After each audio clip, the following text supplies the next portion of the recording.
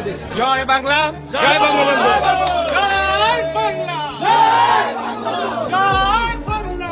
মাননীয় প্রধানমন্ত্রী জননেত্রী শেখ হাসিনাকে জোরপূর্বক দেশ থেকে বাধ্য করা হয়েছে।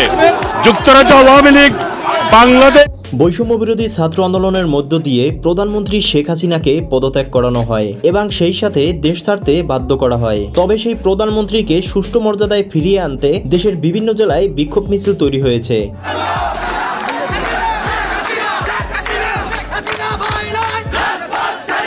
সাবেক প্রধানমন্ত্রী জননেত্রী শেখ হাসিনাকে সসম্মানে বাংলাদেশে ফিরে এনে তাকে আবার পুনরায় বাংলাদেশের প্রধানমন্ত্রী নির্বাচিত করা হোক। এদিকে সেই তালিকা থেকে বাদ যায়নি দেশের জনপ্রিয় নায়ক মাসুদ পারভেজ রুবেল। তিনি গণমাধ্যমকে জানান, আমরা কোনো হাইব্রিড আওয়ামী লীগ কর্মী না।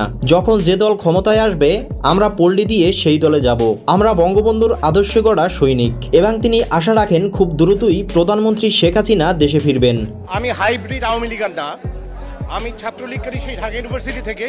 আমি এখন চলমান। এদিকে দেশের বিভিন্ন স্থানে শিক্ষার্থীরা জানান, আগের সরকার ভালো ছিল এবং দেশের চলমান উপদেষ্টাদের হুঁশিয়ারি দিয়েছেন। আমরা সকল মহলকে হুঁশিয়ারি উচ্চারণ করে বলতে চাই, সাবধান হয়ে যান।